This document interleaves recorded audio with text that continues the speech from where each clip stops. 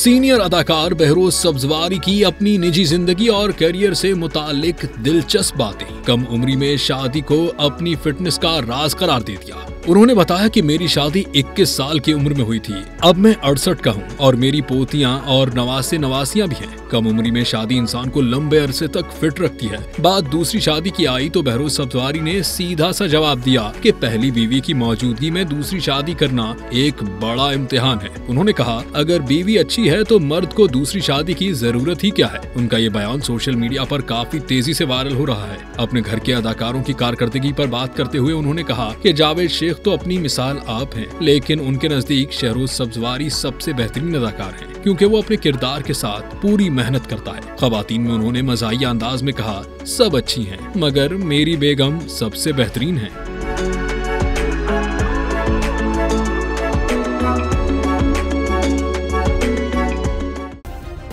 Subscribe करें और bell दबाएं ताकि कोई खबर रह न जाए।